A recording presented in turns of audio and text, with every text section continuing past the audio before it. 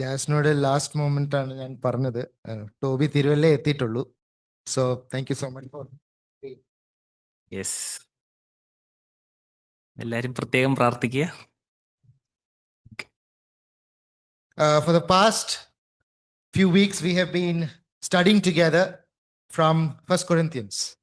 ഒന്നാം കൊരിന്ത്യർ ലേഖനത്തിൽ നിന്ന് നമ്മൾ കഴിഞ്ഞ ആഴ്ചകളിൽ പഠിച്ചുകൊണ്ടിരിക്കുകയായിരുന്നു.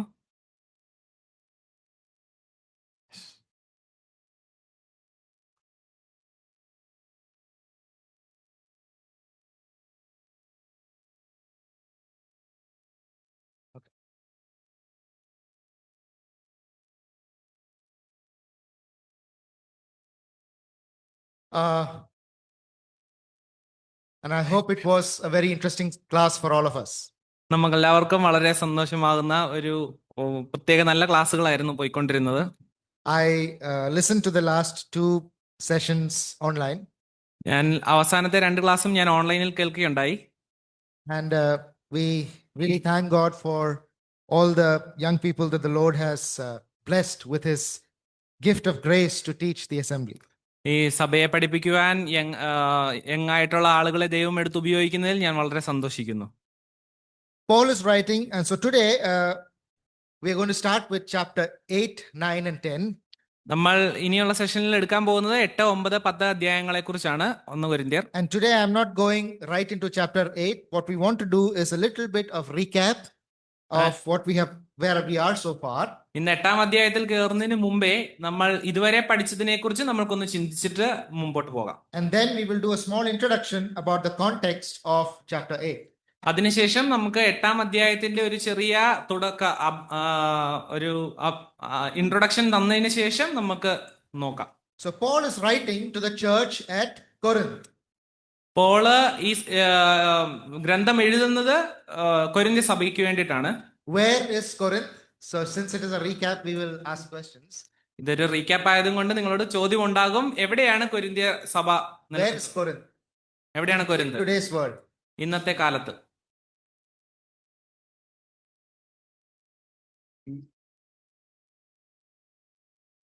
കേട്ടില്ല. ഗ്രീസിനടുത്താണ്. Yeah, we need to know that all of this is not stories. നമ്മളെല്ലാവരും മനസ്സിലാക്കേണ്ടത് ഇത് വെറും കഥകൾ മാത്രമല്ല പറഞ്ഞു പോകുന്നത്. Okay, now I can't see the screen, so just a moment.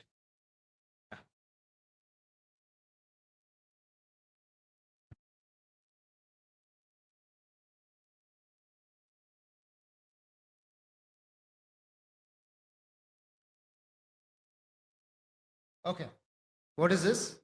ഇതെന്താണ്? India. Okay, ഇന്ത്യയാണ്. India. Okay, you go west and then you reach a place called Greece. വെസ്റ്റിലോട്ട് പോകുമ്പം ഗ്രീസ് എന്ന് പറഞ്ഞ ഒരു സ്ഥലത്ത് നമ്മൾ എത്തും. And if you zoom in here, you would see just in the southern tip of Greece, there is a small narrow piece of land that joins the mainland and this island.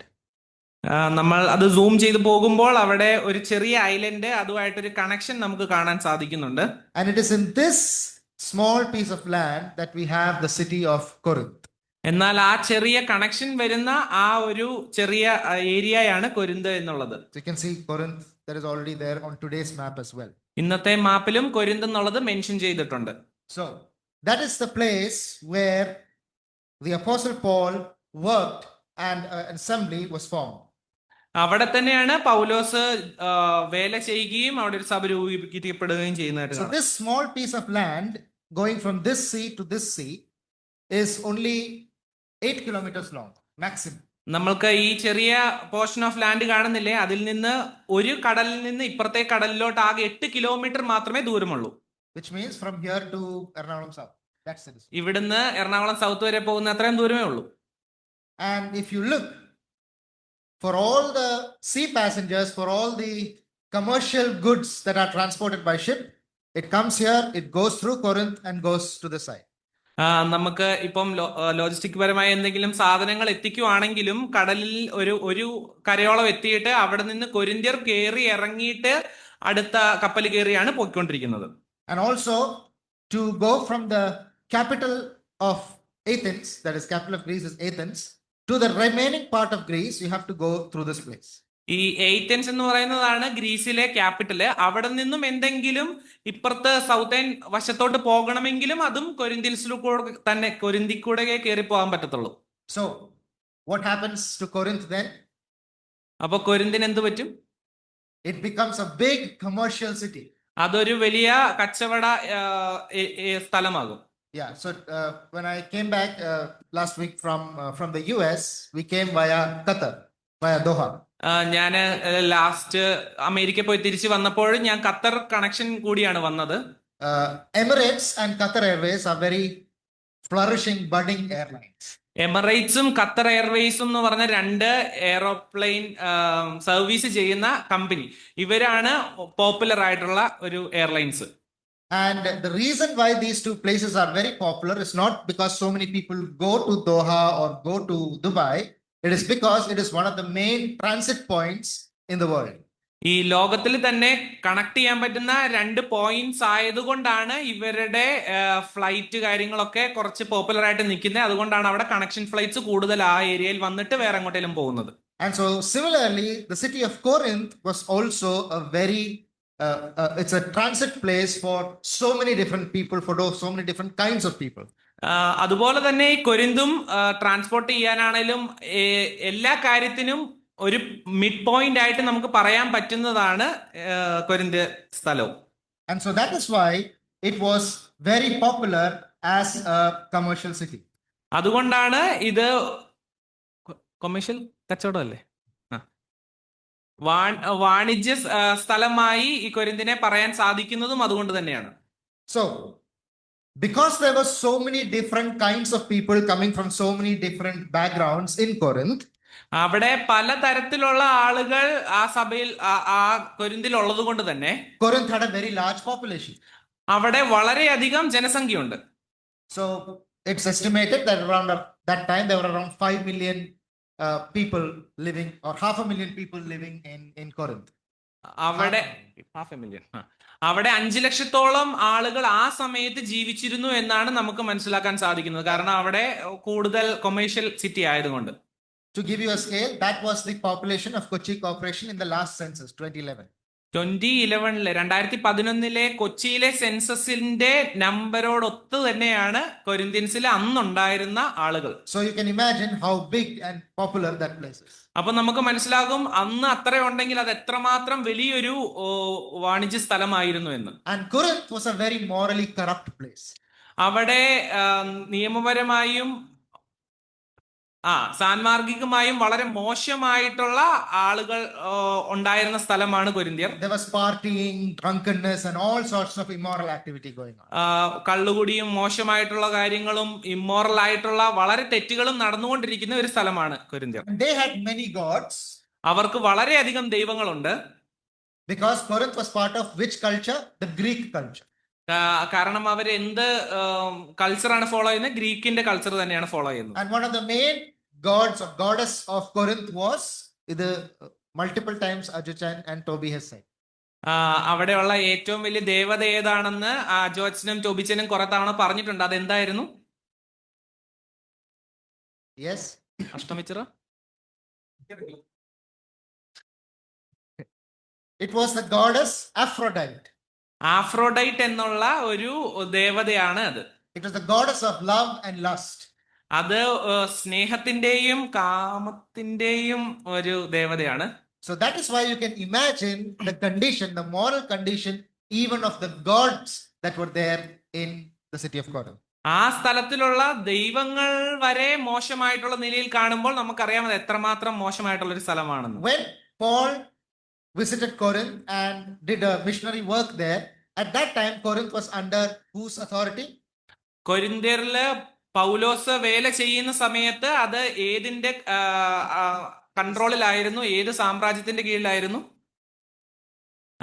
Baji uncle had said this, had mentioned this. Baji uncle അത് mention ചെയ്തിരുന്നു Bible ക്ലാസ്സിൽ. Yes. Rome. It was under the Roman Empire. അത് റോമന്റെ അണ്ടറിലായിരുന്നു. But still they had followed their Greek culture and the Greek philosophy. എന്നാൽ അവിടെ Greek കൾച്ചറും Greek ഫിലോസഫിയും അവർ follow ചെയ്തിരുന്നു, അവര് പിന്തുടർന്നു. And one big part of Greek philosophy was hero worship. ആ Greek ഫിലോസഫിയിലെ Greek കൾച്ചറിൽ ഏറ്റവും വലുതായിട്ട് നിൽക്കുന്ന ഒന്നാണ് ഹീറോ ആയിട്ടുള്ള ആളുകളെ ആരാധിക്കുന്നത്. Yeah, so that is why you see many sculptures of many Greek sculptures worshipping their heroes almost to the level of a god. അതുകൊണ്ടാണ് ഗ്രീക്കിൽ നമ്മൾ നോക്കുമ്പോൾ വളരെ പ്രബലന്മാരായവരെ ദൈവത്തോടൊപ്പം നിർത്തിക്കൊണ്ട് അവരെ ആരാധിക്കുന്നതായിട്ട് കാണാൻ സാധിക്കും. Hero worship was a big thing. അവിടെ ഹീറോ വർഷിപ്പ് എന്നുള്ളത് ഹീറോകളെ ആരാധിക്കുന്നത് വലിയൊരു കാര്യമാണ്. So individual achievements, people who did great exploits in war, great generals, all of them were really revered with utmost devotion. തന്നെത്താൻ എന്തെങ്കിലും ഒരു നേട്ടങ്ങൾ ലഭിക്കുന്ന ആളുകളെയും അങ്ങനെ ആരാധിക്കുന്നതിൽ മുന്നോക്കം നിൽക്കുന്ന ഒരു സ്ഥലമാണ് കൊരിന്ത്യർ. And that is why you see that it was a very individualistic society, right? As in glorying in self, in your own achievements. തന്റെ തന്നെ നേട്ടങ്ങളിൽ വലിയ വാല്യൂ കൊടുത്തുകൊണ്ട് അതിനെ തന്നെ ആരാധിക്കുന്ന, അതിനെ തന്നെ പുകഴ്ത്തി കാണിക്കുന്നതായിട്ടുള്ള ഒരു സ്വയത്തെ പുകഴ്ത്തുന്നതായിട്ടുള്ള ഒരു ആളുകളാണ് അവിടെ ഉണ്ടായിരുന്നത്. And that all of these points are very important as we come into chapter 8, and so that's why I mentioned that. ഈ പോയിന്റ്സ് എല്ലാം 8-ാം അധ്യായത്തിൽ വരുമ്പോൾ വളരെ ഇമ്പോർട്ടന്റ് ആണ്, അതുകൊണ്ടാണ് ഇപ്പോൾ ഇതൊക്കെ പറയുന്നത്. So individual worship, hero worship, my rights more than everybody else, such things were a part of their culture, part of their society. അവിടെ ഹീറോകളെ ആരാധിക്കുന്നത്, തന്നെത്താൻ പുകഴ്ത്തുന്നത്, തന്റെ ആവശ്യമാണ് ഏറ്റവും വലുത് എന്ന് പറയുന്നതും, അതുപോലെ മോശമായിട്ടുള്ള ഇമ്മോറൽ ആയിട്ടുള്ള തെറ്റുകൾ ചെയ്യുന്നതും ഒക്കെ അവിടെ നോർമൽ ആയിരുന്നു. And into this sort of culture the Lord sends his glorious gospel through the hand of Apostle Paul. എന്നാൽ ഇത്രയും മോശമായിട്ടുള്ള ഒരു സ്ഥലത്തേക്ക് ദൈവത്തിന്റെ ഏറ്റവും വലിയ സുവിശേഷം പൗലോസിലൂടെ ദൈവം അയക്കുന്നതായിട്ട് നമുക്ക് കാണാൻ സാധിക്കും. And many people were converted from Corinth because God said, I have many people in the city. ദൈവം പറഞ്ഞു എനിക്കിവിടെ കുറെ ആളുകളുണ്ട് എന്ന്, അതുകൊണ്ട് കൂടുതൽ ആൾക്കാർ ദൈവത്തിങ്കിലേക്ക് പൗലോസിലൂടെ കടന്നു വരുന്നതായിട്ട് നമുക്ക് കാണാൻ സാധിക്കും. Some of them were very wealthy converts. അവര് ചില ആളുകൾ വളരെ സാമ്പത്തികമായി ഉയർന്ന നിലയിലുള്ളവരാണ്. Some of them had good positions in the city. ആ സ്ഥലത്ത് തന്നെ വലിയ ഉയർന്ന പദവിയിൽ നിന്നവർ ദൈവത്തെ അറിഞ്ഞു. But then there were other people, a majority of those whose backgrounds were very bad. എന്നാൽ ചില ആളുകൾ വളരെ മോശമായിട്ടുള്ള സാഹചര്യത്തിലൂടെ കടന്നുപോയവരും ദൈവത്തെ അറിയുവാനിടയായി. So after Paul worked how many months in Corinth? എത്ര മാസം പൗലോസ് കൊരിന്തിൽ ഉണ്ടായിരുന്നു ജോലി ചെയ്ത് വേല ചെയ്യാൻ? Very nice. 18 months. 18 മാസം. Paul was there. Somebody just finished the Bible quiz from Corinthians. Very nice. So Paul was there for 18 months working and toiling for the Lord in the city of Corinth. 18 മാസം പൗലോസ് അവിടെ ദൈവത്തിന് വേണ്ടി വേല ചെയ്തു, കാര്യങ്ങളൊക്കെ ചെയ്യുന്നതായിട്ട് നമുക്ക് കാണാൻ സാധിക്കുന്നു. And after Paul left Corinth, Paul sent them a letter which we don't know much about. എന്നാൽ കൊരിന്ത്യയിൽ നിന്ന് ആ 18 മാസത്തിന് ശേഷം പൗലോസ് പോയിട്ട് ഒരു ലേഖനം എഴുതി, എന്നാൽ അതിനെക്കുറിച്ച് നമുക്ക് അറിവില്ല. But then when Paul was in Ephesus, Paul received disturbing news about the assembly in Corinth. എന്നാൽ എഫെസോസിൽ പോൾ ആയിരുന്നപ്പോൾ ഈ കൊരിന്തി സഭയെക്കുറിച്ച് വളരെ മനസ്സിൽ വിഷമിപ്പിക്കുന്നതായിട്ടുള്ള വാർത്തകൾ കേൾക്കാൻ ഇടയായി. He got this news from two sources. ഇത് 2 വഴിയാണ് പൗലോസ് ഈ ന്യൂസുകൾ അറിഞ്ഞത്. What were these two sources? അത് ഏതൊക്കെ വഴികളിലൂടെയാണ് ഈ ന്യൂസ് അറിഞ്ഞത്? Yes, one was from the household of Chloe that you read in First Corinthians chapter 1 and verse 11. Chloe വഴിയാണ് ഒന്ന് അറിഞ്ഞത്. Yes, that was one of the sources. And secondly, the Corinthians had written a letter to Paul asking about certain questions. രണ്ടാമതായി കൊരിന്തിലെ സഭ തന്നെ പൗലോസിന് ഒരു ലേഖനം അയക്കുകയും അതിൽ കുറെ ചോദ്യങ്ങളും ഉണ്ടായിരുന്നു. And I'm sure that Toby mentioned this when he started chapter 7. അത് 7-ാം അധ്യായത്തിൽ പറഞ്ഞപ്പോൾ ടോബിച്ചായം ക്ലാസ് എടുത്തപ്പോൾ അത് പറഞ്ഞതാണ്. Yes. So he receives from two sources, he got information that there were divisions and moral corruption in the church of Corinth. എന്നാൽ രണ്ട് വഴി പൗലോസ് അറിയുകയാണ്, സഭയിൽ അവർക്ക് അങ്ങും ഇങ്ങും ഒരു ഡിവിഷൻ ഉണ്ടായി, ഒരു ഭിന്നത ഉണ്ടാകുകയും അവിടെ ഒരു കറപ്ഷൻ ഉണ്ടാകുകയും ചെയ്തു എന്ന്. Okay. So in that context he writes 1 Corinthians. ആ ഒരു സമയത്താണ് കൊരിന്ത്യർ ലേഖനം 1-ാം ലേഖനം എഴുതുന്നത്. The book of Corinthians is divided into two parts mainly.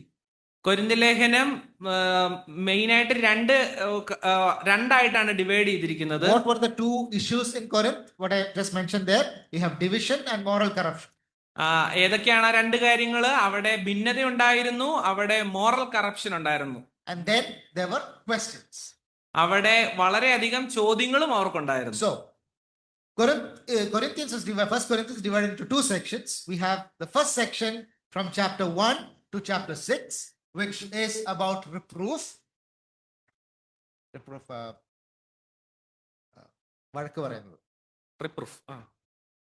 Correction second. കൊരിന്ത്യർ ലേഖനം രണ്ടായിട്ടാണ് ഡിവൈഡ് ചെയ്തിരിക്കുന്നത്, വിഭാഗിച്ചിരിക്കുന്നത് നമ്മൾ പറഞ്ഞല്ലോ. അതിൽ 1 മുതൽ 6 വരെയുള്ള കാര്യങ്ങളിൽ പൗലോസ് സഭയെ വഴക്ക് പറയുന്നതായിട്ടാണ് നമുക്ക് കാണാൻ സാധിക്കുന്നത്. തിരുത്തുക. Okay, correct. It's reproof. Second section is from chapter 7 to the last chapter, which is about replies to their question. എന്നാൽ അതിന്റെ 7-ാം അധ്യായം മുതൽ അവസാന അധ്യായം വരെ നമുക്ക് കാണാൻ സാധിക്കുന്നത് അവിടെ അവരുടെ ചോദ്യങ്ങൾക്ക് ഉത്തരം കൊടുക്കുന്നതായിട്ടുമാണ്. So two sections, chapter 1 to 6 is reproof, and chapter 7 to end is replies.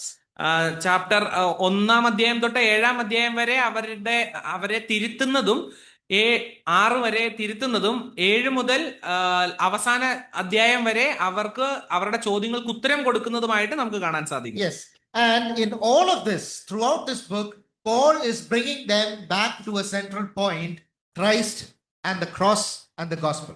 എന്നാൽ ഈ അധ്യായത്തിൽ ഉടനീളം അവസാനമായി നമുക്ക് കാണാൻ സാധിക്കുന്നത് ഒരു വ്യക്തിയിലോട്ട്, കർത്താവായ യേശുക്രിസ്തുവിലോട്ടും ക്രൂശിലോട്ടുമാണ് പൗലോസ് അവരെ നയിക്കുന്നതായിട്ട് നമുക്ക് കാണാം. And you can see this mentioned over and over and over again throughout this 1 Corinthians. Christ, the gospel and the cross is mentioned over and over again.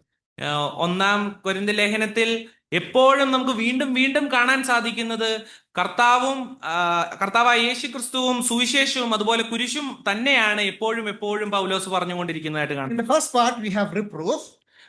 ആദ്യത്തെ ഭാഗത്ത് നമ്മൾ അവരെ തിരുത്തുന്നതായിട്ട് കാണുന്നുണ്ട്. So in chapter 1 what he says, divisions and personalities, divisions around personalities, basically hero worship in the church is wrong because Christ is the center and not different personalities. ആദ്യം നമ്മൾ പറഞ്ഞതുപോലെ അവിടെ ഒരു ഭിന്നത ഉണ്ടാകുകയാണ്. കാരണം ഹീറോകളെ ആരാധിക്കുന്നതിൽ തന്നെ അവിടെ 2-3 പേരുടെ പേരൊക്കെ പറഞ്ഞ് അവര് തമ്മിൽ ഭിന്നത ഉണ്ടാകുന്നത് പറയുമ്പോൾ അവിടെ ഒരു വ്യക്തിയേ ഉള്ളൂ, അത് കർത്താവായ യേശുക്രിസ്തു ആണെന്നും പറഞ്ഞ് അവരെ മനസ്സിലാക്കുന്നതായിട്ട് നമുക്ക് കാണാൻ സാധിക്കും. So I am of Paul, I am of Apollos, I am of Cephas, I am of Christ. Those were the different groups that was mentioned in chapter 1. 1-ാം അധ്യായത്തിൽ നമ്മൾ പറഞ്ഞതാണ് പൗലോസിന്റെ പക്ഷക്കാരൻ, അപ്പല്ലോസിന്റെ പക്ഷക്കാരൻ, കേഫയുടെ പക്ഷക്കാരൻ, ക്രിസ്തുവിന്റെ പക്ഷക്കാരൻ എന്നൊക്കെ പറഞ്ഞ് അവർ ഭിന്നത ഉണ്ടാക്കുന്നതായിട്ട് നമ്മൾ കാണുന്നുണ്ട്. Salvation by the cross sets aside all of these human qualifications, because it is the foolishness of wisdom of man is put aside, and it is the wisdom of God that is seen in the cross. എന്നാൽ നമുക്ക് കാണുന്നുണ്ട് കർത്താവായ യേശുക്രിസ്തുവിന്റെ കുരിശിലൂടെ അതിന്റെ എല്ലാ ഭിന്നതകളും മാറ്റിക്കൊണ്ട് ഇന്ന ആൾക്കാരുടെ എന്ന് പറയാതെ ഒരു വ്യക്തിയിലോട്ട് തന്നെ പൗലോസ് നീട്ടി കാണിക്കുകയാണ് നമുക്ക് രക്ഷയൊരുക്കി തന്ന കർത്താവായ യേശുക്രിസ്തു. In chapter 2 you see that divisions around personalities is wrong once again, because your faith is not coming from the wisdom of men but the wisdom of God, which is Christ crucified. 2-ാം അധ്യായത്തിലും ഇതേ കാര്യത്തെക്കുറിച്ച് പറയുമ്പോൾ അവിടെ കൂട്ടിച്ചേർക്കുന്നത് ദൈവത്തിന്റെ ജ്ഞാനത്തെയാണ്. നമ്മൾ മനുഷ്യന്റെ ജ്ഞാനത്താലല്ല, ദൈവത്തിന്റെ ജ്ഞാനത്താലാണ് നമ്മൾ ആയിരിക്കുന്നത്, അത് ക്രൂശിലൂടെയാണ് എന്ന് കാണിക്കുന്നു. So do you get what he's saying? He's saying that we preach to you Christ crucified. That was the basis of your faith. So why are you glorying in different people? അതിൽ പറയുന്നത് കർത്താവായ യേശു ക്രിസ്തുവാണ് ക്രൂശിൽ മരിച്ചത്. ആ വ്യക്തിയെ ഉയർത്താതെ ബാക്കിയുള്ള ആളുകളെ എന്തുകൊണ്ട് ഉയർത്തണമെന്നാണ് അവിടെ നമുക്ക് In മനസ്സിലാക്കുന്നത്. chapter 3 and 4, again, he's talking about divisions, and divisions around these personalities is wrong because what is the reason given there? Because human leaders are only stewards. ജഡീകൻ. Stewards, കാര്യസ്ഥന്മാർ. യാ. ഇവിടെ 3-ാം അധ്യായത്തിൽ പറയുന്നത് മനുഷ്യന്മാരായിട്ടുള്ള ലീഡേഴ്സ് എപ്പോഴും ഒരു കാര്യസ്ഥൻ മാത്രമാണ് എന്നുള്ള നിലയിലാണ് 3-ാം അധ്യായത്തിൽ കാണുന്നത്. Yes, and it is actually the power of God that transforms. It is Paul waters, Paul sows, Apollos waters, but God is the one who gives the increase. എന്നാൽ ഇവിടെ നമുക്ക് പറയുന്നുണ്ട് ഓരോരുത്തർക്കും ഡിഫറെന്റ് ജോലിയാണ്. പൗലോസ് നടുന്നു, അപ്പൊല്ലോസ് വെള്ളം ഒഴിക്കുന്നു, എന്നാൽ ക്രിസ്തുവാണ് വളർച്ച കൊടുക്കുന്നത് എന്ന്. And then chapter 5 and 6, we see that such glorying, such mockery was such glorying in human people was such a mockery, because while you are glorying in them, you yourselves are doing big sins. നിങ്ങൾ മനുഷ്യരെ എന്തുകൊണ്ട് മഹത്വപ്പെടുത്തുന്നു? കാരണം അത് തന്നെ മോശമാണ്, കാരണം അവരും പാപം ചെയ്യുന്നവരാണ് എന്നാണ് ആ അധ്യായത്തിൽ കാണുന്നത്. No, so you are glorying in men, but when you are glorying in people like Paul and Apollos and Christ and Peter, you are on the other hand doing so many evil things and keeping quiet about it. Okay, അവര് മനുഷ്യരെ പുകഴ്ത്തുന്നു എന്നെങ്കിലും, Apollos, പൗലോസ്, അതുപോലെ പത്രോസിനെ പോലെയുള്ളവരെ പുകഴ്ത്തുന്നെങ്കിലും അവരെ അങ്ങനെ പുകഴ്ത്തിയിട്ട് അപ്പുറത്ത് നിന്നുകൊണ്ട് അവര് തന്നെ പുകഴ്ത്തുന്നവർ തന്നെ പാപം ചെയ്ത് മോശമായിട്ടുള്ള വഴിയിൽ പോകുന്നതായിട്ട് നമുക്ക് കാണാൻ സാധിക്കുന്നുണ്ട്. Many big evils were condoned in the church. It's okay in the church. വളരെ മോശമായിട്ടുള്ള തെറ്റുകളൊക്കെയും ആ ചർച്ചിൽ അവിടെ ഓക്കെ ആയിരുന്നു. There was open sexual immorality. അവിടെ തുറന്ന മോശമായിട്ടുള്ള സെക്ഷൽ ഇമ്മോറാലിറ്റി ഉണ്ട്. They were apparently proud of those people. ദുർനടപ്പ്. Okay, they were proud of those people. അങ്ങനെയുള്ള ആളുകളെ ദുർനടപ്പ് കാണിക്കുന്നവരോടും അവർക്ക് ഓക്കെയാണ്, പ്രൗഡാണ് അവരെ ഓർത്തിട്ട്. Yeah, so there was no shame, there was no repentance, there was no disciplining in the house of God in Corinth because of all the evils that were done, and at the same time they were glorying in Paul and Apollos and Peter and Christ. അവര് ചെയ്തുകൊണ്ടിരിക്കുന്ന തെറ്റിൽ അവർക്ക് ഒരു പശ്ചാത്താപവും ഇല്ല, അനുതാപവും ഇല്ല. എന്നിട്ടും അവർ അത് വെച്ചുകൊണ്ട് തന്നെ പൗലോസിനെയും അപ്പൊല്ലോസിനെയും ഒക്കെ പൊക്കി പറഞ്ഞുകൊണ്ടും ഇരിക്കുകയാണ്. So in chapters 1 to 6, Paul is saying, "O Corinthians, you have everything you need, you are not short of any gift, but..." I'll let you finish. എന്നിട്ട് പൗലോസ് 1 മുതൽ 6-ാം അധ്യായത്തിലും കൊരിന്ത്യൻസിനോട് പറയുകയാണ്, ഓ കൊരിന്ത്യരെ, നിങ്ങൾക്ക് ഒന്നിനും കുറവില്ല, നിങ്ങൾക്ക് ജ്ഞാനവും ഗിഫ്റ്റും ഉണ്ട്, എന്നിട്ടും നിങ്ങൾ എന്തുകൊണ്ടാണ് ഇങ്ങനെ? But there are divisions, there are people taking each other to court, there is tolerance to evil in the midst of you. എന്നാൽ അവിടെ നടക്കുന്നത് വളരെ ഭിന്നതകളും ആളുകളെ കോടതികളുടെ മുമ്പിൽ എത്തിക്കുന്നതുമായിട്ടുള്ള തെറ്റുകൾ നടന്നുകൊണ്ടിരിക്കുകയാണ്. Do you not know that a little leaveneth the whole lump? അസാരം പുളിമാവ് പിണ്ടത്തെ മുഴുവനും പൊളിപ്പിക്കുന്നു. അസാരം പുളിമാവ് പിണ്ടത്തെ മുഴുവനും പുളിപ്പിക്കുന്നു എന്ന് നിങ്ങൾക്ക് അറിയത്തില്ലയോ എന്നാണ് പൗലോസ് 5-ാം അധ്യായത്തിൽ പറയുന്നത്. So they had to understand that being part of Christ was being part of holiness. They want to know. They had to understand. അവര് മനസ്സിലാക്കേണ്ട ഒരു കാര്യം, ദൈവത്തിലായിരിക്കുന്ന ഒരു വ്യക്തി വിശുദ്ധിയിലായിരിക്കണം എന്നുള്ളതാണ്. And when they are taking each other to court, Paul is saying, why don't you rather suffer wrong? ഓരോ വ്യക്തികളെയും അവർ അങ്ങുമിങ്ങും പഴി പറഞ്ഞുകൊണ്ട് കോടതികളിൽ എത്തിക്കുമ്പോൾ പൗലോസ് ചോദിക്കുകയാണ്, ഇതിനും നിങ്ങൾ റോമിന്റെ കീഴിൽ നിന്നാ പോരായിരുന്നു. അല്ല, why don't you suffer wrong? നിങ്ങൾക്ക് മോശമായിട്ടുള്ളത് എന്തുകൊണ്ട് നിങ്ങൾ സഹിച്ചുകൂടാ? എന്തുകൊണ്ട് തെറ്റ് സഹിച്ചുകൂടാ? Right. So the question for a Christian is not what I am entitled to, എനിക്ക് എന്ത് കിട്ടണം എന്നല്ല, but what I am willing to give up for the sake of my brother. എന്റെ സഹോദരന് വേണ്ടി എന്ത് ഞാൻ കൊടുക്കാൻ പറ്റും എന്നുള്ളതാണ്. And Paul already laid the seed of this thought in chapter 5 and 6, and he's going to take it up again in chapter 8. ഈ വിഷയം പൗലോസ് 5-6 അധ്യായത്തിൽ മെൻഷൻ ചെയ്തുവെങ്കിലും അത് പിന്നെയും 8-ാം അധ്യായം തൊട്ട് പിന്നെയും അതിനെ വിസിറ്റ് ചെയ്യാൻ പോവാണ്. Alright. So Corinthians, they said in chapter 6, all things are lawful for me. Chapter കൊരിന്ത്യൻസില് 6 and verse 12. 6-ാം വാക്യത്തിൽ പറഞ്ഞു എല്ലാം എനിക്ക് ന്യായമാണ്. But Paul adds, but all things are not helpful. എന്നാൽ അവിടെ എല്ലാം നിങ്ങളെ സഹായിക്കുന്നില്ല. And I will not be brought under the power of any. Chapter 6 and verse 12. 6-ാം വാക്യത്തിന്റെ 12-ാം വാക്യം, സകലത്തിലും എനിക്ക് കർത്തൃത്വമുണ്ട് എങ്കിലും സകലവും പ്രയോജനമുള്ളതല്ല. സകലത്തിലും എനിക്ക് കർത്തൃത്വമുണ്ട് എങ്കിലും ഞാൻ യാതൊന്നും അധീനനാകുന്നില്ല. Yes, I will not be brought under the power of any. ഞാന് ഒന്നിനും അധീനനാകത്തില്ല എന്ന് പറയുകയാണ്. So Paul is not asking, is it permitted or not?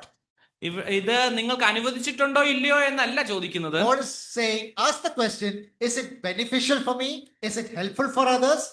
ഇത് നിങ്ങൾക്ക് ഉപകാരമുണ്ടോ, ബാക്കിയുള്ളവർക്ക് ഉപകാരപ്പെടുന്നുണ്ടോ എന്നാണ് പൗലോസ് And ചോദിക്കുന്നത്. he is going to develop on this theme from chapter 8 onwards. എന്നാൽ ഇതിന്റെ ബാക്കിയായിട്ട് 8-ാം അധ്യായം തൊട്ട് നമുക്ക് കാണാൻ സാധിക്കുന്നുണ്ട്. Then in chapter 7 onwards, you start with replies. 7-ാം അധ്യായം മുതലാണ് നമ്മൾ അവർ ചോദിച്ച ചോദ്യത്തിന് ഉത്തരങ്ങൾ നൽകുന്നതായിട്ട് So I കാണുന്നത്. just wanted to turn to few references. ചില വാക്യങ്ങൾ വായിക്കാൻ ആഗ്രഹിക്കുന്നു. Chapter 7 and verse 1. 7:1. Now in English and Malayalam, the phrase is slightly different, but in the Greek, it's all the same type of phrase that is used throughout these verses that I'm going to say. Chapter 7 and verse 1. Now concerning the things of which you wrote to me. 7:1. നിങ്ങൾ എഴുതി അയച്ച സംഗതികളെക്കുറിച്ച് എൻ്റെ അഭിപ്രായം എന്തെന്നാൽ, Yes. Now concerning the things. ഇപ്പോൾ നിങ്ങൾ എഴുതി അയച്ചതിനെ കുറിച്ച് ഞാൻ പറയുന്നു എന്നുള്ള നിലയിലാണ് തുടങ്ങുന്നത് ഇംഗ്ലീഷില്. Chapter 8 verse 1. 8:1 കൂടെ വായിക്കാമോ? വിഗ്രഹാർപ്പിതങ്ങളുടെ കാര്യം പറഞ്ഞാലോ നമുക്ക് എല്ലാവർക്കും അറിവുണ്ട്. Yes. Now concerning the things. അതേപോലെ തന്നെയാണ് 8 ഇംഗ്ലീഷിൽ തുടങ്ങുന്നേ. ഞാൻ എഴുതി അയച്ചത് വിഗ്രഹാർപ്പിതത്തിനെ പറ്റി ഞാൻ പറയാം എന്ന് പറഞ്ഞ് അതേ രീതിയിലാണ് നൗ കൺസേണിങ് എന്നുള്ള നിലയിൽ തന്നെയാണ് ഇംഗ്ലീഷിൽ തുടങ്ങുന്നതായിട്ട് കാണുന്നത്. Chapter 11 and verse 2. 11-ന്റെ 2-ാം വാക്യം, Praise you brethren. മലയാളം. നിങ്ങൾ സകലത്തിലും എന്നെ ഓർക്കുകയും ഞാൻ നിങ്ങളെ ഏൽപ്പിച്ച കൽപ്പനകളെ പ്രമാണിക്കുകയും ചെയ്യുകയാൽ നിങ്ങളെ പുകഴ്ത്തുന്നു. Okay. Again, it is different in Malayalam, but the phrase is same in the original Greek. Now, starting the new topic. Now, concerning the thing. ഇപ്പോൾ എന്നും പറഞ്ഞുകൊണ്ട് പുതിയൊരു ടോപ്പിക് തുടങ്ങുന്നതായിട്ടാണ് ഇംഗ്ലീഷിൽ നമുക്ക് കാണാൻ സാധിക്കുന്നത്. And the Greek. ഗ്രീക്കിലും. Chapter 12 and verse 1. 12-1 അങ്ങനെ തന്നെയാണ് നമുക്ക് തുടങ്ങുക. Now, concerning spiritual gifts. ഇപ്പോൾ എന്ന് പറഞ്ഞുകൊണ്ടാണ് ഇംഗ്ലീഷിൽ തുടങ്ങുന്നത്. How is it in Malayalam? നിങ്ങൾക്ക് അറിവില്ലാതിരിക്കരുത് എന്ന് ഞാൻ ആഗ്രഹിക്കുന്നു. ആത്മിക വരങ്ങളെ സഹോദരന്മാരെ, ആത്മിക വരങ്ങളെ കുറിച്ച് നിങ്ങൾക്ക് അറിവില്ലാതിരിക്കരുത് എന്ന് ഞാൻ ആഗ്രഹിക്കുന്നു. Sure, it's starting like that. Okay, then turn to chapter 15 and verse 1. എന്നാൽ സഹോദരന്മാരെ, ഞാൻ നിങ്ങളോട് സുവിശേഷിച്ചതും നിങ്ങൾക്ക് ലഭിച്ചതും. Yes, it is actually the same phrase starting the next topic, next reply from chapter 15. Chapter 16 and verse 1. Now concerning the collection for the saints. എന്നാൽ എന്ന് പറഞ്ഞുകൊണ്ടാണ് 16 തുടങ്ങുന്നതായിട്ട് കാണുന്നത്. എന്നാൽ ഇപ്പോൾ. So all of these references that I read, they all start with the same phrase, and those are the answers to each question that the Corinthians had sent to Paul. ഇപ്പോൾ വായിച്ച ഓരോ വാക്യത്തിലും തുടങ്ങുന്നത് നൗ കൺസേണിങ് എന്നുള്ള, എന്നാൽ എന്ന് പറഞ്ഞുകൊണ്ടാണ് പൗലോസ് answer ചെയ്ത് തുടങ്ങുന്നത്. അത് അവർ ചോദിച്ച ചോദ്യത്തിന് ഉത്തരങ്ങളാണ് എന്നാണ് മനസ്സിലാക്കാൻ സാധിക്കുന്നത്. The Corinthians had asked a question. കൊരിന്ത്യർ ഒരു ചോദ്യം ചോദിക്കുന്നു. So now what he's saying is, okay, here is a reply concerning point 1.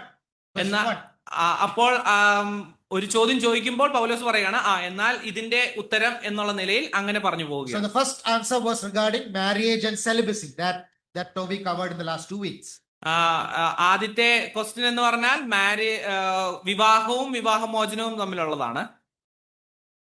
വിവാഹമില്ലാത്ത ജീവിതവുമാണ്. So that was the last question that we covered last 2 weeks. അതാണ് നമ്മൾ കഴിഞ്ഞ 2 ആഴ്ച ചിന്തിക്കുകയുണ്ടായത്. The second question is regarding meat offered to idols.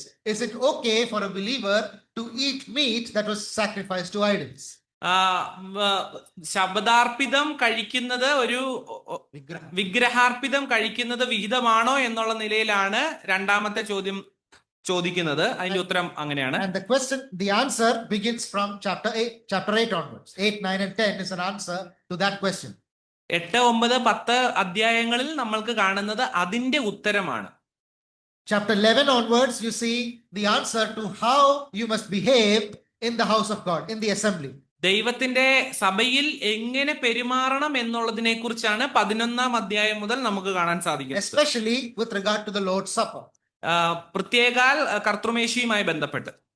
Chapter 12 onwards, the question was about spiritual gifts. And so the answer from chapter 12 onwards is now regarding your question about spiritual gifts. എന്നാൽ 12 അധ്യായത്തിൽ തുടങ്ങുന്നത് ആത്മീയ വരങ്ങളെ കുറിച്ച് പറഞ്ഞിട്ടാണ് തുടങ്ങുന്നത്. അതിന്റെ ചോദ്യത്തിന്റെ ഉത്തരങ്ങളാണ്. Then there was a next question about what will happen about the about to the dead bodies of the saints who are died. മരിച്ചുപോയ വിശുദ്ധന്മാരുടെ ബോഡിക്ക്, ഡെഡ് ബോഡിക്ക് എന്ത് സംഭവിക്കും എന്നുള്ളതാണ് അടുത്ത ചോദ്യം. And the answer to that is from in chapter 15. 15 അധ്യായം മുതലാണ് അതിനെക്കുറിച്ച് പുനരാഗമനത്തെ കുറിച്ച് പറയുന്നത്, പുനരുദ്ധാനത്തെ കുറിച്ച് പറയുന്നത്. And then there was a question about the Sunday offertory that we take. എന്നിട്ട് നമ്മുടെ സ്തോത്രകാഴ്ചയെ കുറിച്ചും ചോദ്യമുണ്ട്. The answer to that is chapter 16, the first few verses. 16 അധ്യായത്തിന്റെ ആദ്യ ചില വാക്യങ്ങൾ അതിന്റെ ആൻസർ ആയിട്ട് നമുക്ക് കാണാൻ. So all the questions that the Corinthians had written to Paul about, he is answering them one by one, and we are in the second question. കൊരിന്തിലുള്ള ആളുകൾ പൗലോസിന് എഴുതിയ ഓരോ ചോദ്യത്തിന്റെയും ഉത്തരങ്ങൾ ഒന്നൊന്നായി പറഞ്ഞു പോകുന്നതായിട്ട് നമുക്ക് കാണാൻ സാധിക്കുന്നു. ഇപ്പോൾ നമ്മൾ നിൽക്കുന്നത് രണ്ടാമത്തേതാണ്, അത് 8 അധ്യായം മുതലാണ്. So I hope you got an idea where we are in the whole book of Corinthians. എന്നാൽ എനിക്ക് തോന്നുന്നത് നിങ്ങൾക്ക് എല്ലാവർക്കും ഇപ്പോൾ നമ്മൾ എവിടെയാണ് എന്നുള്ളതിന്റെ ഒരു ഐഡിയ കിട്ടി എന്നാണ്. Starting with chapter 8, he is dealing with a new type of question, as I just said. 8 അധ്യായത്തിൽ ഒരു പുതിയ തരം ചോദ്യത്തെയാണ് പൗലോസ് അഭിമുഖീകരിക്കുന്നത്. Okay, I will give you a general outline of what he is trying to say, and then we will go to the actual specific question. ഇതിന്റെ ഒരു summary പോലെ ഞാനൊരു കാര്യം പറയാം ഈ 8 അധ്യായത്തിന്റെ. അത് കഴിഞ്ഞ് നമുക്ക് അധ്യായത്തിലോട്ട് ഓരോ വാക്യം വെച്ച് കയറാം. So I will ask you some questions. ഞാൻ ആദ്യം കുറച്ച് ചോദ്യം ചോദിക്കാം. Does a Christian have freedom? ഒരു ക്രിസ്ത്യാനിക്ക് സ്വാതന്ത്ര്യമുണ്ടോ? Yes, very nice. ഉണ്ട്. Does a Christian have freedom to boast in men? സ്വന്തം ജഡത്തിൽ സന്തോഷിക്കാൻ അല്ല, ബൂസ്റ്റ് ചെയ്യാൻ, പുകഴ്ത്തപ്പെടാൻ ഫ്രീഡം ഉണ്ടോ, അനുവാദമുണ്ടോ? Boast in men. Yeah, boast in people. No. Answer is no. Yes, you're right. No. Answer is no. Answer no എന്നാണ്. Does a Christian have freedom to commit sexual immorality? ദുർനടപ്പ് ചെയ്യാൻ No. ചോദിക്കാൻ തോന്നുന്നില്ല. Okay. Is there freedom to lie? കള്ളം പറയാൻ അനുവാദമുണ്ടോ, freedom ഉണ്ടോ? ഒരു no ഉറക്കെ പറഞ്ഞ കുഴപ്പമില്ല. No. നോ. സംശയമുള്ളവരെ തോന്നുന്നു. Does a Christian have freedom to steal? കക്കാൻ വിശ്വാസിക്ക് പറ്റുമോ? ഫ്രീഡം ഉണ്ടോ? Is there a freedom to worship idols? No. ഐഡൽസിനെ വർഷിപ്പ് ചെയ്യാൻ. Is there a freedom to marry an unbeliever? അവിശ്വാസിയെ കല്യാണം കഴിക്കാൻ ഫ്രീഡം ഉണ്ടോ? No. Why did you answer no to all of this? എന്തുകൊണ്ടാണ് എല്ലാത്തിനും നോ എന്ന് ആൻസർ ചെയ്തത്? Because it's no. Because it's Yes, because it is explicitly written in the word, so it is easy for you to answer, right? ഏറ്റവും കൃത്യമായി ഇത് എഴുതി വെച്ചിട്ടുള്ളത് കൊണ്ട് നമുക്ക് പറയാം അത് നോ എന്നാണെന്ന്. But now, what about the things that the scripture does not absolutely explicitly forbid? Say no. കൃത്യമായിട്ട് വേദപുസ്തകം ചെയ്യരുത് എന്ന് പറയുന്ന കാര്യങ്ങൾക്ക് നമ്മൾ എന്ത് ഉത്തരം കൊടുക്കും? No. Okay? No? What about what food can I eat? എന്ത് ഭക്ഷണം നമ്മൾ കഴിക്കും അതിനെക്കുറിച്ച് എന്താണ്? Can I eat non-veg? ഞാൻ മാംസാഹാരം കഴിക്കാമോ?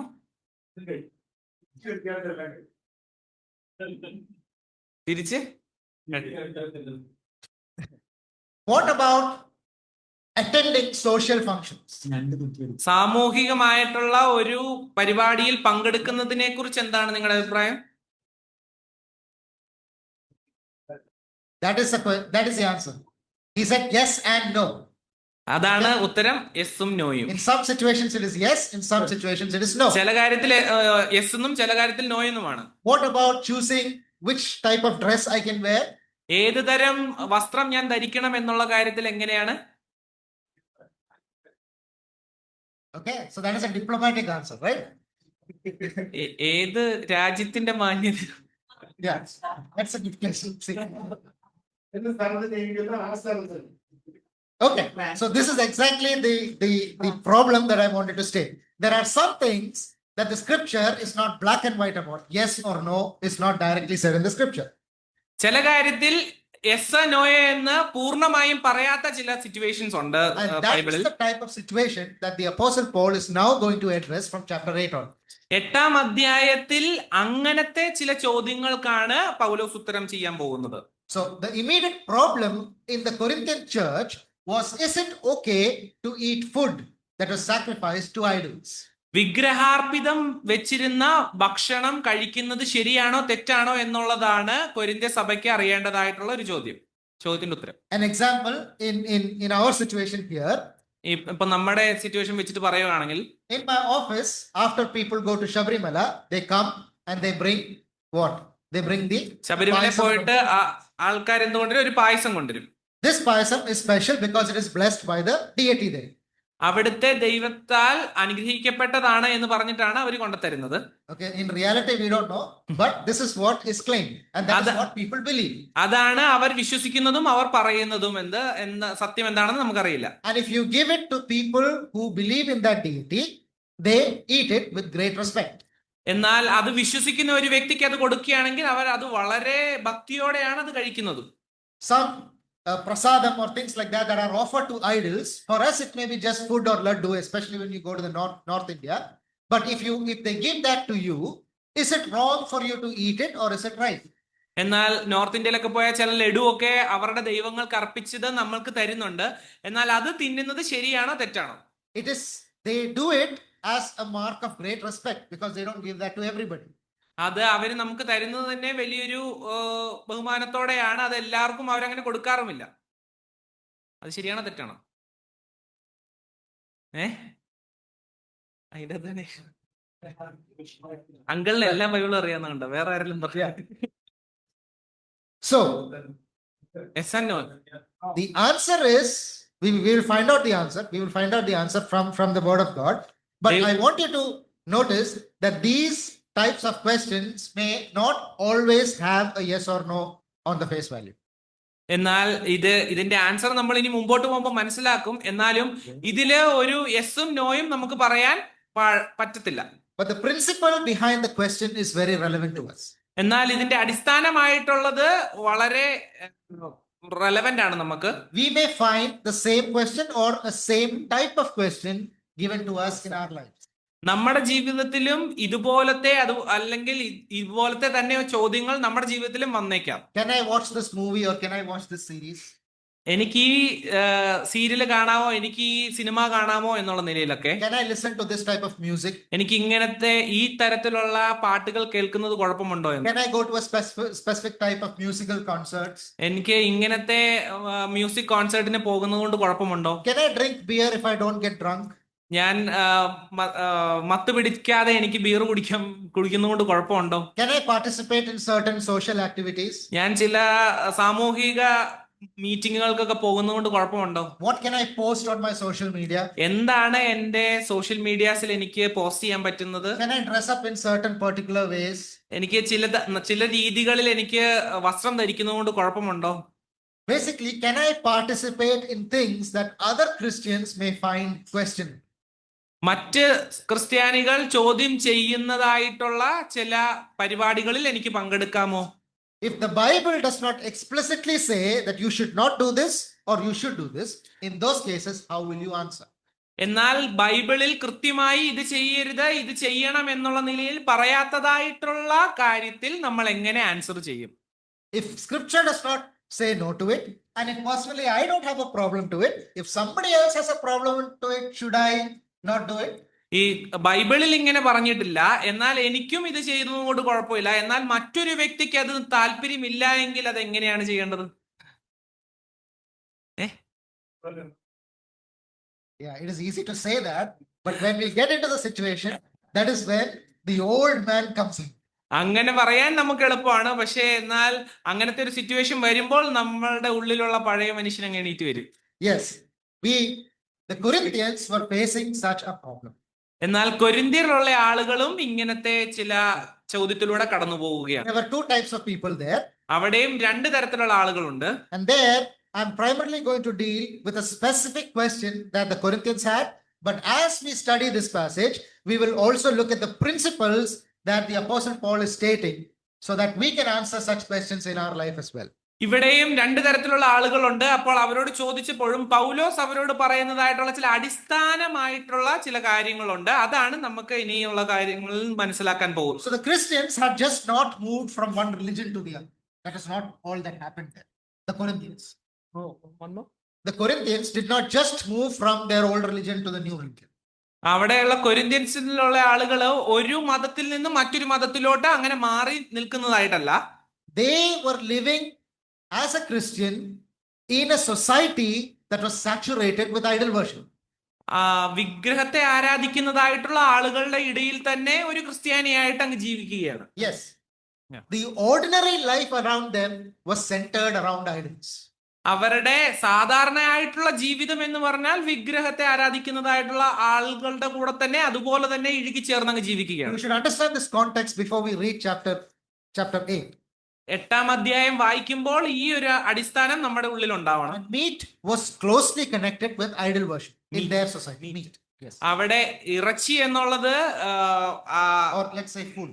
ഫുഡ്, ഭക്ഷണം എന്നുള്ളതും ഇറച്ചി എന്നുള്ളതും വിഗ്രഹത്തോടനുബന്ധിച്ച് തന്നെ കാണുന്നതായിട്ടുള്ള ഒരു കാര്യമാണ്. Yes, animals were commonly sacrificed as part of their worship.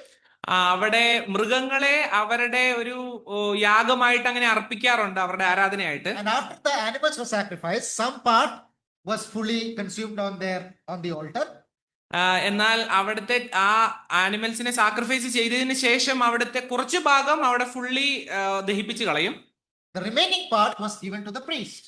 ബാക്കിയുള്ള ഭാഗം അവിടുത്തെ പുരോഹിതന് കൊടുക്കും. And the priest is not going to eat all the meat that he gets in a day. ഒരു ദിവസം കിട്ടുന്ന എല്ലാ ഇറച്ചിയും ആ പുരോഹിതൻ തന്നെ തിന്നു തീർക്കാൻ പറ്റത്തില്ല. It's not possible for a person to finish eating that. അങ്ങനെ ഒരു വ്യക്തിക്ക് കഴിച്ചു തീർക്കാൻ സാധിക്കത്തുമില്ല. So that is given into the market. അത് മാർക്കറ്റിലേക്ക് കൊടുക്കുന്നതായിട്ട് നമുക്ക് കാണാം. And just like today we have markings like halal, you have different markings like that. Like that, in those days, this meat that was given from the priest to the market, they had special markings on it. ഇന്നത്തെ കാലത്തും നമ്മൾ പല ഇറച്ചിക്ക് ഹലാൽ എന്നുള്ള നിലയിലൊക്കെയും ചില markings കാണുന്ന പോലെ അന്ന് പുരോഹിതന് കൊടുത്ത് പുരോഹിതൻ തിരികെ മാർക്കറ്റിൽ കൊടുത്ത് വിൽക്കുന്നതിനും ഒരു പ്രത്യേക മാർക്കിങ്സ് ഉണ്ടായിരുന്നു. So now this is commonly available in the market, this meat. എന്നാൽ അതുകൊണ്ട് തന്നെ ഈ ഒരു ഇറച്ചി എന്നുള്ളത് സാധാരണയായിട്ട് അവിടെ കിട്ടുന്നതാണ്. Now when somebody had a special function or a special birthday, they brought this meat from the market and it was given to whoever comes. എന്നാൽ അവിടെ ഒരു പാർട്ടിയോ ഒരു മീറ്റിംഗോ ഉണ്ടെന്നിരിക്കട്ടെ, അവിടെ ഈ ഇറച്ചി കൊണ്ടുവന്നു, ഈ ഒരു മാർക്കുള്ള ഇറച്ചി കൊണ്ടുവന്നു, അവിടെ വന്നിരിക്കുന്ന എല്ലാ ഗസ്റ്റിനും അത് കൊടുക്കുന്നു. So imagine a Christian in Corinth. അവിടെ ഒരു കൊരിന്ത്യയിലെ ഒരു വിശ്വാസി എന്നുള്ള നിലയിൽ ചിന്തിക്കുമ്പോൾ he got an invitation, come to my wedding. എന്റെ കല്യാണത്തിന് വരിക എന്നുള്ള നിലയിൽ ആ ഒരു കൊരിന്ത്യയിലെ ആ ഒരു വിശ്വാസിനെ വിളിക്കുകയാണ് ഒരു വ്യക്തി. Or come to this party that I am having at home. എന്റെ വീട്ടിൽ നടക്കുന്ന ഈ ഒരു പാർട്ടിക്ക് വരണം എന്ന് പറഞ്ഞ് വിളിക്കുന്നു. Not a believer, an unbeliever is called. ഒരു അവിശ്വാസിയാണ് അദ്ദേഹത്തെ വിളിക്കുന്നത്. So now he brought this meat that was sacrificed to idols in for food. എന്നാൽ അവിടെ വന്നപ്പോൾ ആ അവിശ്വാസി ആ പ്രീസ്റ്റിൽ നിന്ന് കിട്ടിയ ആ ഒരു വിഗ്രഹാർപ്പിതം തന്നെ കൊടുക്കുകയാണ്. That was special, that was the best quality, and that was given as honor to the guests.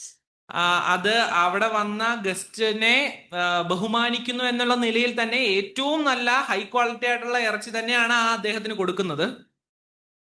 Now the people who were previously idol worshippers and now they are Christians, some of them had a problem with this. എന്നാൽ അവിടെ പണ്ട് വിഗ്രഹാർപ്പിതം കഴിച്ചുകൊണ്ടിരുന്ന എന്നാൽ ഇപ്പോൾ ആയിരിക്കുന്ന ആളുകൾക്ക് അതൊരു പ്രശ്നമായി തുടങ്ങി. What is the problem? എന്താണ് പ്രശ്നം? So many years they offered these sacrifices. പല വർഷങ്ങളോളം അവരും ഇങ്ങനെ ചെയ്തിരുന്നു.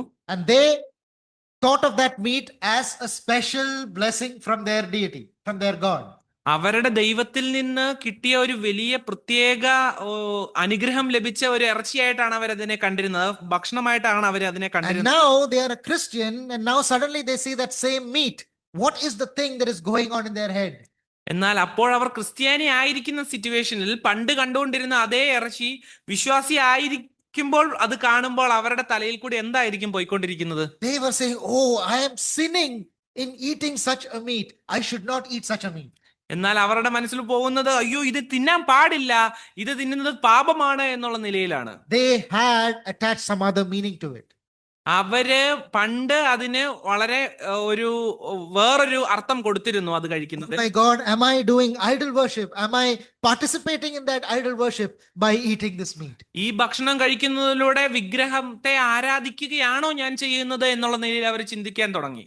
So they were doubting in their conscience while they were eating this meat. Their conscience was telling them, don't eat that, that is not for you. അവരുടെ ഉള്ളിൽ അവർ തോന്നുകയാണ് ഇത് കഴിക്കുന്നത് തെറ്റാണ്, ഇത് കഴിക്കുന്നത് വിഗ്രഹത്തെ ആരാധിക്കുന്നതിന് തുല്യമാണ് എന്നുള്ള നിലയിൽ. Now there is another group of people, he knows the Bible very well. എന്നാൽ വേറൊരു കൂട്ടം ആളുകളുണ്ട്, അവർക്ക് നല്ലപോലെ ബൈബിളൊക്കെ അറിയാം. He has read what goes into a man does not defile a man, what comes out does defile a man. മനുഷ്യന്റെ ഉള്ളിലോട്ട് പോകുന്നതും മനുഷ്യന്റെ പുറത്ത് തട്ടുന്നതും മനുഷ്യനെ അശുദ്ധമാക്കുന്നില്ല എന്ന് മനസ്സിലാക്കിയ ആളുകളാണ് അവര്. So he's saying, oh, this is just a piece of meat. There is nothing, it's just food. ഇത് വെറും ഒരു ഇറച്ചി കഷ്ണമാണ്, ഇതൊരു ഭക്ഷണമാണ് എന്ന് മാത്രമാണ് അവർ അതിനെ കരുതുന്നത്. There is no problem if I eat it. ഇത് കഴിച്ചാൽ എനിക്ക് ഒരു പ്രശ്നവുമില്ല എന്നാണ് അവർ സംസാരിക്കുന്നത്. These two groups started having problems with each other. അങ്ങനെയുള്ള രണ്ട് കൂട്ടങ്ങൾ തമ്മിൽ അങ്ങും ഇങ്ങും പ്രശ്നമുണ്ടാകുന്നു. People say it is wrong to eat, it is sin to eat. I cannot eat it with a clear conscience. പൂർണ്ണമായിട്ടുള്ളൊരു ബോധ്യത്തോടെ എനിക്കിത് തിന്നാൻ സാധിക്കത്തില്ല, ഇത് തിന്നുന്നത് തെറ്റാണ് എന്ന് പറയുന്ന ഒരു കൂട്ടം. And the other group says it is just food. Food does not bring you to God. Food does not separate you from God. It is just food. You can just eat it. ഇത് വെറും ഭക്ഷണമാണ്, ഇത് ദൈവത്തിലേക്ക് നിന്നെ അടുപ്പിക്കത്തുമില്ല, ഇത് നിന്നെ ദൈവത്തിൽ നിന്ന് അകത്തതുമില്ല, ഇത് കഴിച്ചാൽ കുഴപ്പമില്ല എന്ന് പറയുന്ന ഒരു കൂട്ടം ആളുകളുമുണ്ട്. Now, what should Paul answer? എന്നാൽ ഇതിന് പൗലോസ് എന്താണ് ഉത്തരം നൽകേണ്ടത്? This was the question that was given to Paul. ഇതാണ് പൗലോസിന് ലഭിച്ച ചോദ്യം. And chapter 8 onwards, he is going to answer these questions, which we will look in the will of God next week. എന്നാൽ അതിന്റെ ഉത്തരമാണ് നമ്മൾ അടുത്ത ആഴ്ചകളിൽ ചിന്തിക്കാൻ ആഗ്രഹിക്കുന്നത്. You have this knowledge. ഈ ഒരു അറിവ് നിങ്ങൾക്കുണ്ട്. But then how do you use that knowledge? ആ അറിവ് നിങ്ങൾ എങ്ങനെ ഉപയോഗിക്കും? To give you a short answer, Paul could finish this question by just quoting one verse. Paul could answer this question by just quoting one verse. ഒരു വാക്യം വെച്ചിട്ട് പൗലോസിന് വേണമെങ്കിൽ ഇതിന് ഉത്തരം കൊടുക്കാമായിരുന്നു. In Acts chapter 25, you have the Jerusalem decree. ഇവിടെ ജെറുസലേമിൽ നിന്ന് കൊടുത്തൊരു നിയമം അപ്പോസ്തല പ്രവൃത്തിയിൽ പറയുന്നുണ്ട്. I will just find the verse. ഞാൻ വാക്യം ഇപ്പൊ കണ്ടുപിടിക്കാം. Acts 15. അപ്പോസ്തല പ്രവൃത്തി 15. Answering so many questions, the apostles in Jerusalem wrote a letter to the Gentiles about what the Gentiles should do. ജാതികൾ എന്ത് ചെയ്യണം എന്നുള്ള നിലയിൽ അവരൊരു ലെറ്റർ ജാതികൾക്ക് എഴുതുന്നതായിട്ട് നമുക്ക് കാണാൻ സാധിക്കുന്നുണ്ട്. So verse 22, it pleased the apostles and elders and the whole church. They wrote this letter. And read verse 29. 29-ാം വാക്യത്തിൽ നമുക്കത് കാണിക്കുന്നുണ്ട്. അപ്പോസ്തല പ്രവൃത്തി 15-ാം അധ്യായം അതിന്റെ 29. ഇവ വർജിച്ച് സൂക്ഷിച്ചു കൊണ്ടാൽ നന്ന്. In English it is 29. Let me read that and then find that in Malayalam. That you abstain from things offered to idols, from blood, from things strangled, and from sexual immorality. If you keep yourselves from these, you will do well. വിഗ്രഹാർപ്പിതം, രക്തം, ശ്വാസം മുട്ടിച്ചത്, പരസംഗം എന്നിവ വർജിക്കുന്നത് ആവശ്യം എന്നല്ലാതെ അധികമായ ഭാരം ഒന്നും നിങ്ങളുടെ മേൽ ചുമത്തരുത് എന്ന് പരിശുദ്ധാത്മാവിനും ഞങ്ങൾക്കും തോന്നിയിരിക്കുന്നു. Yes. So by the power of the Holy Spirit, the apostles from Jerusalem, they are writing this to the Gentile believers. പരിശുദ്ധാത്മാവിന്റെ നിറവിനാൽ അവിടെയുള്ള The apostles. അപ്പസ്തോലന്മാര് എഴുതുകയാണ് അവിടുത്തെ ജാതികളോട് That you should abstain from meat sacrificed to idols. വിഗ്രഹാർപ്പിതം കഴിക്കരുത് എന്ന്. So when Paul got this question, he could have just referred this letter on this date from apostles in Jerusalem. This is the decision. എന്നാൽ പൗലോസിന് ഈ ഒരു വാക്യം coat ചെയ്തുകൊണ്ട് പറഞ്ഞു ഒരു വാക്യം തീർക്കാനുള്ളതേ ഉള്ളായിരുന്നു അത്. But Paul very masterfully does and lays down certain principles that is important for us to learn. എന്നാൽ പൗലോസ് ഇരുന്ന് കുറച്ചധികം എഴുതുന്നതായിട്ട് നമുക്ക് കാണാൻ സാധിക്കുന്നുണ്ട്. അതിന്റെ കുറെ അടിസ്ഥാനങ്ങൾ നമ്മൾ ഈ വരുന്ന ദിവസങ്ങളിൽ പഠിക്കുന്നതുമായി. And I would request all of you to read 8, 9, 10 in one sitting together, those 3 chapters. ഞാൻ എല്ലാവരോടും അപേക്ഷിക്കുകയാണ് 8 മുതൽ 10 വരെയുള്ള വാക്യങ്ങൾ 3 അധ്യായം ഒരുമിച്ച് വായിച്ചു തീർക്കുക. And by next week, at least read it 2 times and come so that we can follow along when we learn together. അടുത്ത ആഴ്ച വരുമ്പോൾ 2 പ്രാവശ്യമെങ്കിലും നിങ്ങൾ ആ 3 അധ്യായം വായിച്ചിട്ട് വരിക. എന്നിട്ട് നമുക്ക് ഒരുമിച്ച് പഠിക്കാൻ ദൈവം നമ്മളെ സഹായിക്കും. May the name of the Lord be glorified. ദൈവത്തിന്റെ നാമം മാത്രം മഹത്വപ്പെടുമാറാകട്ടെ.